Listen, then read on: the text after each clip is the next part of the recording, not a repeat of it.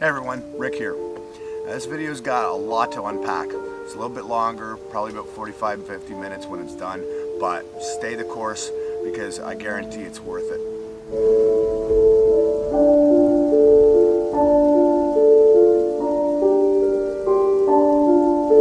So I know that with an election looming, a lot of Canadians are concerned with what's going on inside Canada. So I found a hour-plus video online, and it's very informative, but I know you don't have that time, so I took some of the best of it, and I'm going to run that for you right now. I'll have a link in the description, so if you want to watch the whole video, you can, but here goes. Today, this was a release that went out all over the world, and essentially what's happened is investigators on the west coast of Canada have discovered 3 separate mass graves of Aboriginal people.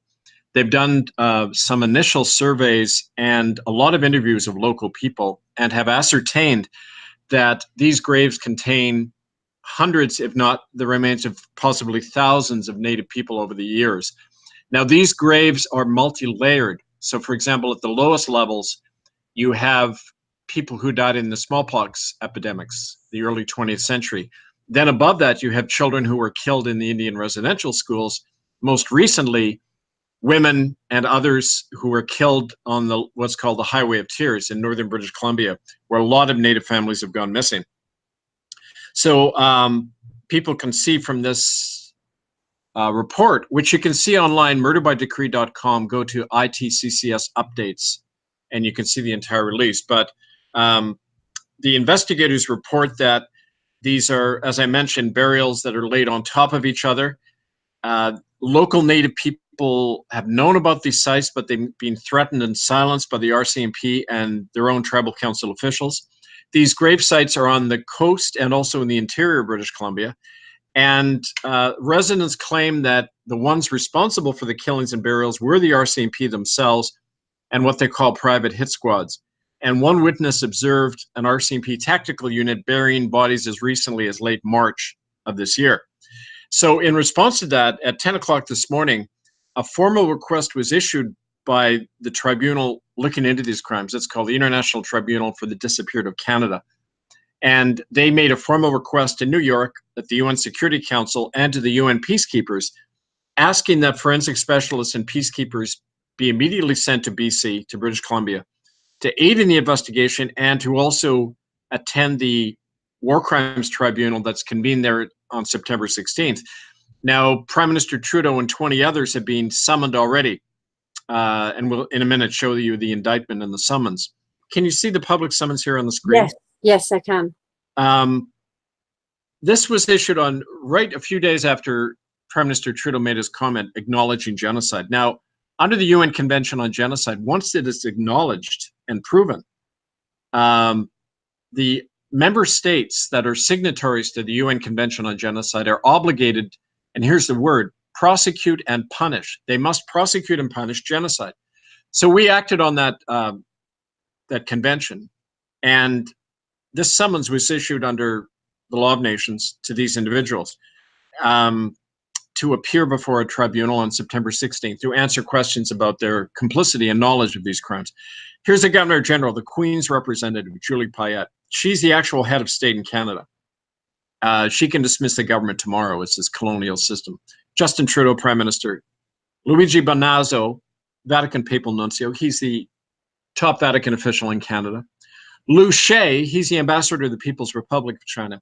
Interestingly, the day after he got this, he was recalled to China. Literally, actually it was 2 days, within 48 hours on June 9th, he was recalled to China after getting served this.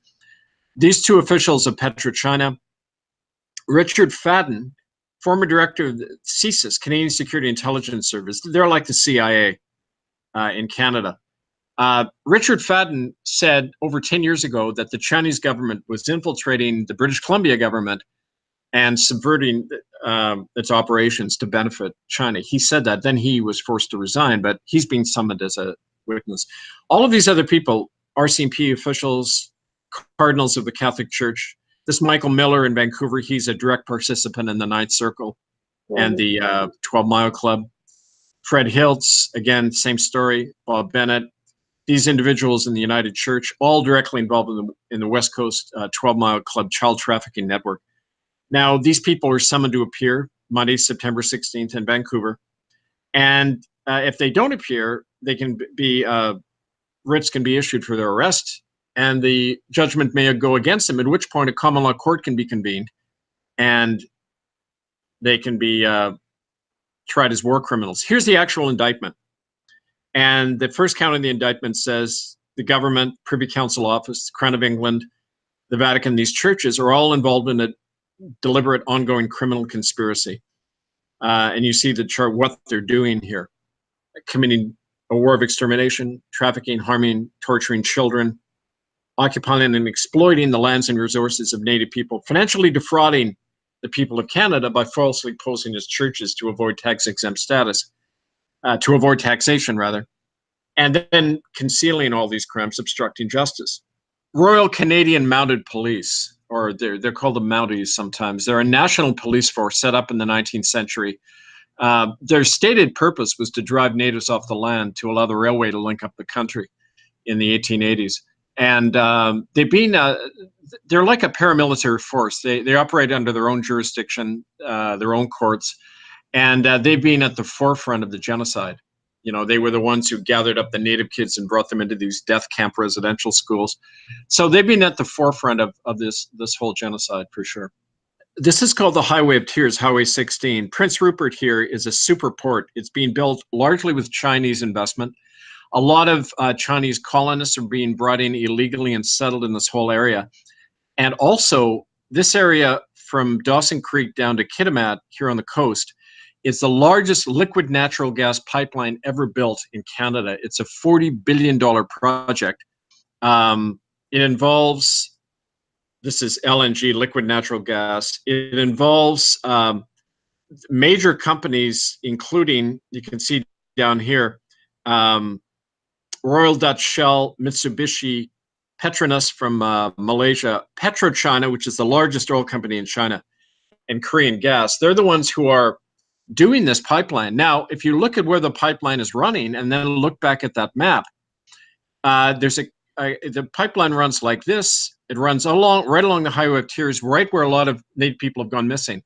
So our theory, based on a lot of firsthand testimonies, is that Native families have been targeted, driven off the land, destroyed, because they stood in the way of this LNG pipeline.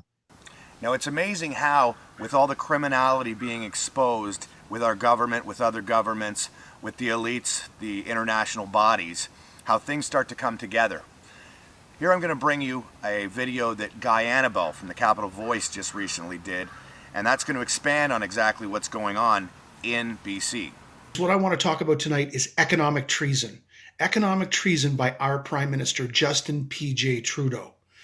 And it all stems from last Thursday's announcement, or Friday's announcement on August the 30th, of a special exemption for our friends in China. Truth seekers like me and yourself, we've known for years that the Trudeau family loves China, admires dictatorships, all the way from Pierre Elliott's visit to Mao Zedong while he was Prime Minister, up until recently, Trudeau's remarks at a women's event where he said he admired China. The two LNG plants that are going to be built in British Columbia, and I've got some clips I'm going to play for you, and I want to congratulate Spencer Fernando, but I don't want to get ahead of myself. I want to get a few people in the room here, because there was some excellent radio today by a gentleman of the steel producers of Canada, Mr. Whalen, Ed Whalen. I'm going to play that clip for you, but I want to basically intro the clip and congratulate as well Spencer Fernando, who, with Postmillennial, last week, after we heard crickets, absolute crickets from the mainstream media on this announcement that basically hinges on economic treason. Now, let's go back before we go forward to do a little bit of history. As you know, Donald Trump placed tariffs on Canadian steel and aluminum, and Justin Trudeau came to the rescue and supposedly had those tariffs lifted, and Donald Trump, in his marvelous negotiations, lifted them in the end.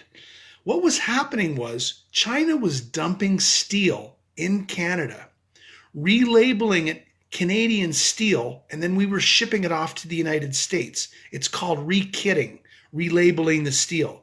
This is why Trump was so pissed off, because Canada would not stop the practice of allowing Chinese steel in 2016, 2017, 2018 to be dumped into the Canadian market and then sold to the United States. So what did Trump do? He put a tariff on steel and aluminum. Then let's fast forward to the recent announcement from China, which basically stated that they're going to build two of the largest infrastructure projects in Canadian history. Yay! Everybody would say, this is great. We're going to export our natural resources. We don't have to fight over pipelines. We don't have to send another bill not to build pipelines anymore. Justin Trudeau's actually going to allow two plants to be built in BC that allows our natural gas to be shipped to China. Everything sounds okay. So, what does the mainstream media not report on last week? Well, here it goes, folks, and you've probably heard it already. If you're a news junkie like I am, I waited, and I always wait for 3 or 4 days to see what the mainstream media does or doesn't report. And here is what we heard crickets from the mainstream media. Not only is China going to get the allowance of a special exemption to use Chinese modular-made steel for exclusive use for these two LNG projects. Not Canadian steel, not steel produced by union workers in Hamilton, not steel produced in Quebec, not steel produced in any mill in Canada. The steel is going to come from China on carbon-laden diesel ships across the Pacific Ocean to Canada. And then, not only that, China is getting an exemption on the tariffs that would normally be paid by other companies importing Chinese steel into Canada. They're going to get an exemption. And what does Trudeau have to say when confronted with questions about how he's favoring Chinese steel, inferior steel, over Canadian business, Canadian industry? And U.S. concerns about Chinese steel being dumped in Canada. Has Canada received clearance to use imported Asian steel for these LNG projects? And why not use domestic products instead of importing foreign steel without duties?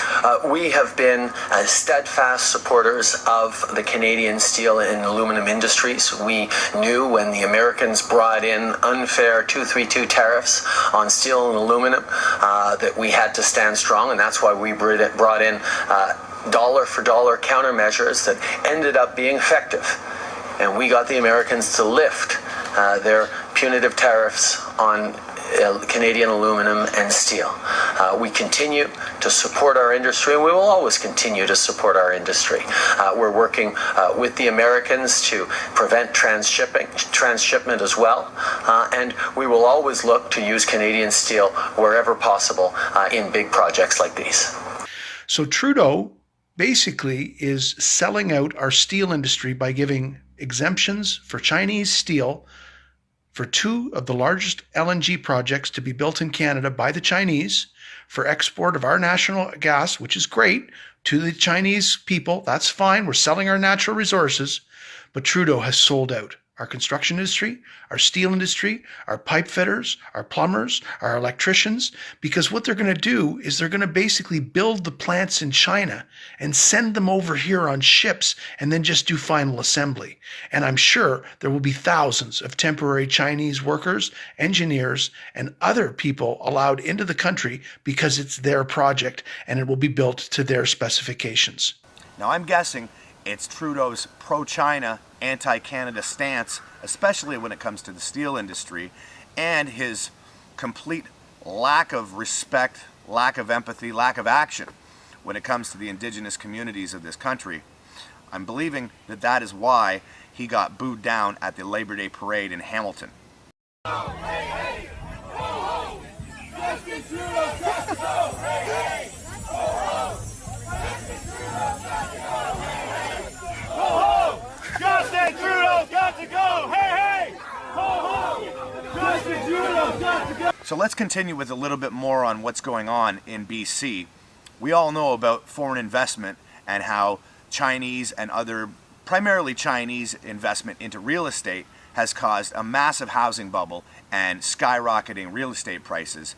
But let's get into a little bit more shady activity by our dear leader, Justin Trudeau. Our tribunal issued a report in September 2017 that it was called The Continuity of Genocidal Crime in Canada, and it showed that the very people who were destroying generations of children in these Indian residential schools and who were never tried for it, the same individuals are presently involved in the continued trafficking of children all through these native villages. In a nutshell, the native chiefs that are all government funded assist in terrorizing their own people off the land. They often do it by grabbing people's children to blackmail them to sign away their land rights. And these chiefs are often sitting on the boards of these very resource multinationals that are, profiting from this. The Trudeau government is in bed in a big way with the Chinese cartel, PetroChina. Justin Trudeau, who made a big show over the last few weeks saying acknowledging genocide. Well, one of the reasons he had to do that song and dance in front of the TV cameras was his own personal complicity in these crimes that was brought out. He one of the first things he did when he was elected as Liberal Prime Minister was he removed all restrictions on Chinese investment in Canada. And he allowed, through something called the Foreign Investment Protection Act, or FIPA, he allowed the Chinese government to station security troops, including the Chinese army, on Canadian soil to protect their investments. So in northern British Columbia now, you see Chinese troops and security people operating openly. For 9 years, I had a show, Vancouver Co-op Radio, and it was called Hidden from History. It's how a lot of these stories first got surfaced. And I was fired, thrown out of the studio, barred from the premises, right after I aired a program where 2 eyewitnesses said they saw 2 senior Royal Canadian Mounted Police officers taking women out to what was called Piggy's Palace. It was where a serial killer called Willie Picton was torturing women, filming them for snuff films, and then disposing of the bodies. In fact, it wasn't him. It was a whole network of senior politicians, former prime minister, Mountie officers, who were involved in this killing network. And I aired that, and bang, I was out quicker than you could spit. So, the evidence is all over. It's not a matter of lack of evidence. It's a question of then what do you do about it? How are you going to indict the powers that are still in power, right? The other question I have is when you mentioned removal of organs, I mean, first of all, organ trafficking can be used, can of course make extra profit, but it also can be used as a cover-up so that people would go for suspecting organ trafficking, looking for the perpetrators in the medical field maybe, whereas the perpetrators here have to do the natural glass. The other question I would have is, in those cases where organs were removed, was the heart removed as well? Because another thing is when you set up these big corporations and these big corporation-y projects, and you get new people to sit on boards, the way the cartel works is that they all have to take part in ritual sacrifice of humans, as in murder. And what would very often happen is that the heart would be cut out. So if there are organs missing, was the heart also missing? Right. That's what I would wonder. I believe with you that there's definite cult ritual killings going on. But there's another aspect of that, is that by emphasizing that, in a way it's a distraction, because these are not simply ritual killings. This is mass genocide to drive people off the land. And in a way, it's, if you want to distract from who's really doing it, you could say, oh, look, it's just somebody who wants their organs. It has nothing to do with the pipeline or whatever. So it can be used as a distraction at the same time. So we're kind of wary about giving one cause to all of this. I mean, it's an interlocking kind of crime cartel going on here. And yes, organ trafficking goes on for sure. We know that some of the Chinese generals doing that in China are investors in the same liquid natural gas companies. This is the Vancouver Club in downtown Vancouver. It's the elite, members only club. It's got the top financial, all the judges, Supreme Court judges, politicians, prime ministers, they're all members of this members only club. We've had, since 1998, when we did our first tribunal in Vancouver, we had eyewitnesses who saw children being taken in to the rear of this club and never seen again. These were often children from the local Squamish Indian reservation, and they were taken in there. There was once children who appeared at 3 a.m. at the back of the club, and a reporter tried interviewing them because he was staking the place out. He was hit from behind, his tape recorder stolen. I mean, these kinds of incidents happen routinely here.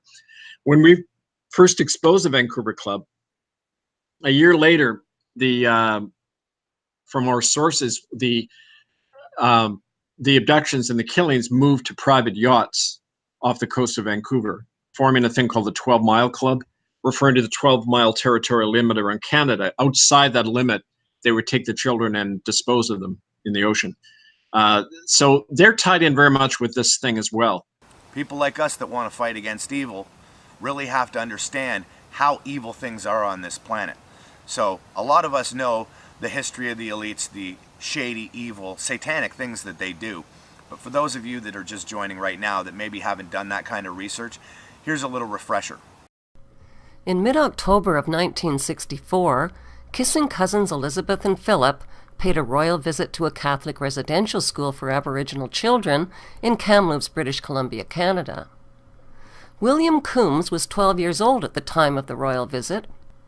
"I was an inmate at the Kamloops school when we were visited," said Coombs. "I remember it was strange because they came by themselves, no big fanfare or nothing. But I recognized them, and the school principal told us it was the Queen, and we all got given new clothes and good food for the first time in months the day before she arrived. The day the Queen got to the school, I was part of a group of kids that went on a picnic with her and her husband and some of the priests. We went down to a meadow near Dead Man's Creek. I remember it was weird because we all had to bend down and kiss her foot, and she was wearing a white lace boot. After a while, I saw the Queen and her husband leave the picnic with 10 children from the school, and those kids never returned. They took away those 10 kids and nobody ever saw them again. We never heard anything more about them, and we never met them again even when we were older. They were all from around there, but they all vanished." The group that disappeared was 7 boys and 3 girls in age from 6 to 14 years old. They were all from the smart group in the class. 2 of the boys were brothers, and they were Métis from Quesnel. Their last name was Arnoux, or Arnold. I don't remember the others, just an occasional first name like Cecilia, and there was an Edward. What happened was also witnessed by my friend, George Adolph, who was 11 years old at the time and a student there too. But he's dead now. William Coombs, the sole survivor, was scheduled to appear as the star witness at the International Tribunal into Crimes of Church and State in London, England. But William Coombs never made it to the tribunal. He died of unknown causes shortly before he was scheduled to testify. The European royals, steeped in majesty and mystery. What you are about to learn is taken from eyewitness testimony before the International Common Law Court of Justice in Brussels. 5 international judges are examining evidence of child rape, torture, murder, and kidnapping allegedly done by global elite members of the Ninth Circle Satanic Child Sacrifice Cult Network. Regular Ninth Circle child sacrifices were said to have taken place in the catacombs of Catholic cathedrals, the Vatican, on private estates and groves, and government military bases in Belgium, Holland, Spain, Australia, Ireland, France, England, and the United States. At least 34 child mass graves were identified in Ireland, Spain, and Canada, and refused excavation by their respective governments, the Crown of England, and the Catholic Church. Named as present in Ninth Circle activities were Pope Francis, former Pope Ratzinger, Anglican United Church of Canada, and Catholic Church officials, including cardinals, members of European royalty, including Queen Elizabeth and Prince Philip, officials of the Canadian, Australian, UK, and US military, and governments, including the United States' CIA, plus prominent government ministers, judges, politicians, and businessmen from the United States, Belgium, Holland, Canada, Australia, France, Ireland, and the UK. Teens were drugged, stripped naked, raped, hunted down in the woods, and killed by European royals, according to the latest eyewitnesses, to testify before the International Common Law Court of Justice in Brussels. The woman was the fourth eyewitness to give accounts about these human hunting parties of the global elite Ninth Circle Satanic Child Sacrifices cult network. Now let's bring things back to Trudeau and the national level. Justin Trudeau is in a big political scandal right now in Canada. He is accused of pressuring the Attorney General to drop a case against SNC Lavalin, a company in Montreal. Seems like Trudeau is finished, for real. Here's the part that isn't being reported. Hashtag NXIVM in Trudeau's scandal. There's indications the lobbying that took place to improperly interfere with the SNC Lavalin case may have come from Trudeau's friend Stephen Bronfman, cousin of Seagram's heiress Claire Bronfman. The SNC Lavalin scandal, which is all over the news in Canada this week, is connected back to the key term NXIVM sex cult. Personalities such as the Bronfmans through al-Sadi Gaddafi, son of former Libyan leader Muammar Gaddafi. The Edmonton Sun is reporting that SNC Lavalin allegedly paid for a sex-filled trip across Canada for al-Sadi Gaddafi. Security firm Garda World has hired by SNC to escort Gaddafi across the country as he has picked up escorts in city after city. According to Canadian Federal Police, al-Sadi Gaddafi, the son of dictator, his father Gaddafi, was paid $160 million in kickbacks for steering major contracts in Libya to SNC Lavalin, Canada's biggest engineering and construction company. So he's getting kickbacks from a country that is whose prime minister is connected to NXIVM. Unbelievable. This is going to bring him down, guys. It's not even being reported on. Bribes bought Gaddafi's son, luxury yachts, unsealed documents allege. Described among the historical events of the scandal is how former SNC controller Stéphane Roy was involved in an alleged plot to smuggle al-Sadi Gaddafi and his family to Mexico using false documents. Do you know how huge that is? That is unbelievable. Continuing, Seagram's heiress, Sarah Bronfman, it says here, widely regarded as a financier of the NXIVM cult, married Libyan nationalist Basit Igdit and was appointed the U.S. Libyan Chamber of Commerce. She is the cousin of Trudeau's chief fundraiser, Stephen Bronfman. Justin Trudeau and his mother Margaret have been closely linked to many members of the former U.S. President Barack Obama's administration. In May of 2016, through Trudeau's brought Stephen Bronfman brought him along to an official state dinner with Obama at the White House. So these two families, one owning a NXIVM sex cult, the other one being the Prime Minister of Canada, is in direct contact with the Obamas, direct contact with Gaddafi's son, all intermingling with prostitutes, with kickbacks, with yachts, anything you can think of. This is so much corruption, it is mind-blowing at this point.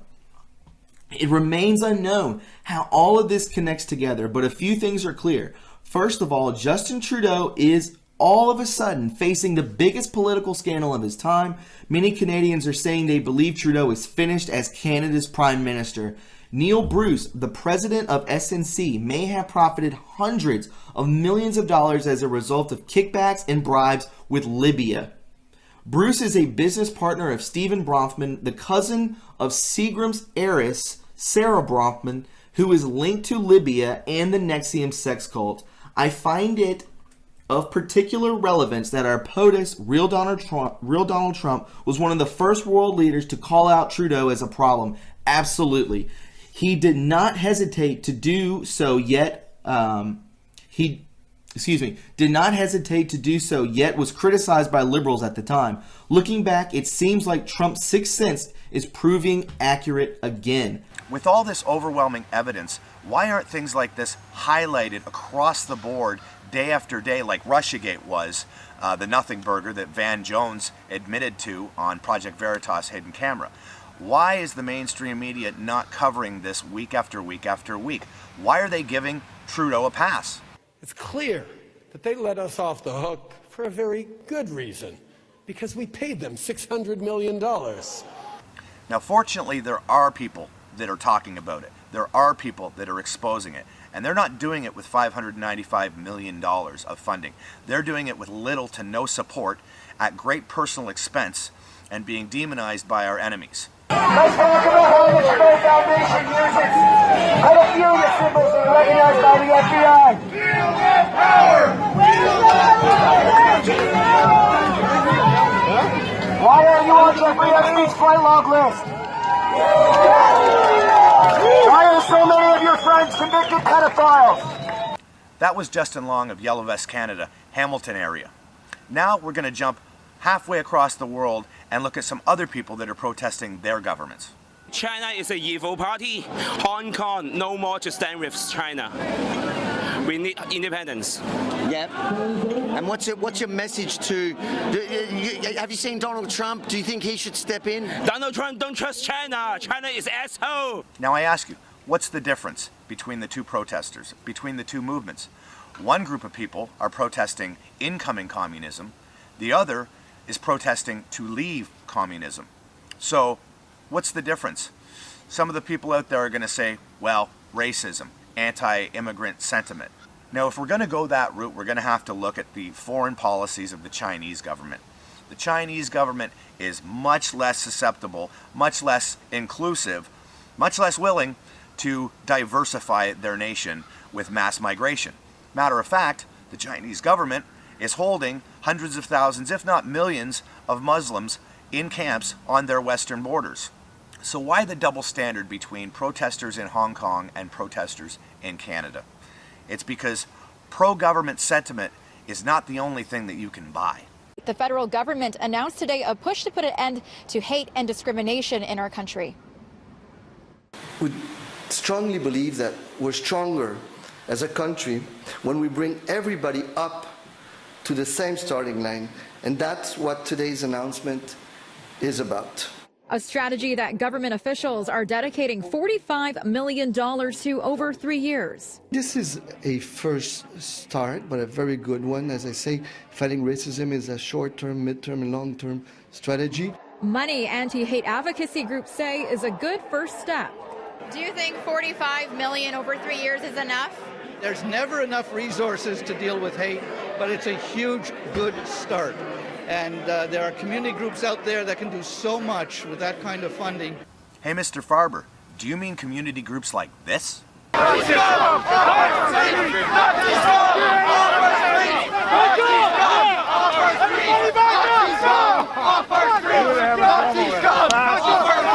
After World War II, anti-fascist organizations in the United States were marked as subversive by the US government, since they were aligned with communism. That's right, Antifa. Whether it be hired thugs or victims of the government. Remember, anything that the government subsidizes can be used for the government's gain, whether that be media, television, movies, academia, simply social policies. All of these things can be used to mold and sculpt and slant public opinion to favor government policies. Case in point, just look at the actual wording of the UN Migration Pact. Can I read you one section here? And I know I'm catching you a little bit off guard, but let me read this to you in full, because it's not just immigration. It's the politics around immigration that this is trying to shape. And let me read to you what they talk about the media, because that's of interest to me. The word media shows up 6 times, 4 of them in this paragraph. Okay, so this is an action that is agreed to. I'm just going to read it to you, Giddy, and let me know what you think of it. Promote independent, objective, and quality reporting of media outlets, including internet-based information, including by sensitizing and educating media professionals on migration-related issues and terminology, investing in ethical reporting standards and advertising, and stopping allocation of public funding or material support to media outlets that systematically promote, and in their words, intolerance, xenophobia, racism, and other forms of discrimination towards migrants, and then they laughably tack on, in full respect to the freedom of the media. That's a lot of stuff. It's got nothing to do with actual immigration, a lot to do with shaping what you're allowed to say and not. It sounds very odd to me that they're sort of promoting a groupthink on this and telling democratic countries, basically, we want you to shape public opinion in one way or the other, and we don't want you to support in any way any kind of opinion that goes against what we're trying to accomplish here. Yeah. That's not something that I've seen before, to be perfectly honest. It almost gives me reason to worry that this plan cannot withstand open dialogue and open criticism. Well, that's the thing. I mean, if it's a great policy, it ought to sell itself. What concerns me is the labeling of dissent intolerant. They've assumed that criticism is, of course, based on intolerance, as opposed to, I think, I mean, we have a chart we show from time to time, Giddy. I'm sure you know the one. It's an Angus Reid poll that came out in August, and it showed that the greatest number of Canadians opposed to our immigration levels ever recorded. 49% want the number lower. The smallest number recorded want it higher, 6%. And only 31% like it where it is. So if you take out those folks who say it's just right, 49% said we want less immigration, 6% say we want more immigration. Those numbers, that's, you know, I don't believe that half of Canadians are intolerant. So the media is clearly favoring and hiding the crimes of the government, demonizing all political opposition, pushing this climate crisis to force us or encourage us to pay climate taxes, while at the same time giving China and India, the 2 biggest polluters on the planet, a pass, and we share the same atmosphere. They've taken God out of all of the institutions, promoting atheism because communism doesn't like competition and God is competition for government. As a union member, if you're told who to vote for, if you're told who to come out and protest against because your union wants favor with the government and it's quid pro quo, you scratch my back, I'll give you contracts, I'll favor you. Think about who you're protesting. Think about what you're saying before you come out and attack your fellow citizens.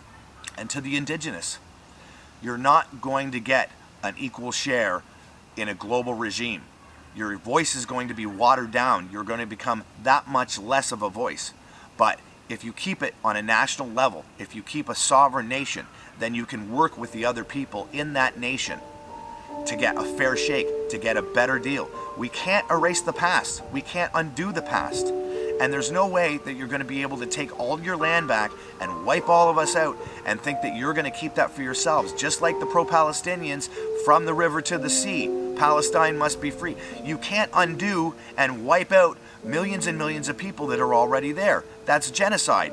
You know, you're experiencing it right now from the Trudeau regime, from the RCMP, from the global elites, from the Chi-Coms, from Antifa, the brown shirts, the black shirts that are working for the Chi-Coms, for the globalists, for Trudeau. Come on, common sense and logic, people. We want to protect our land just like you do. So, till next time, I'm Rick Boswick, Facts versus Feelings.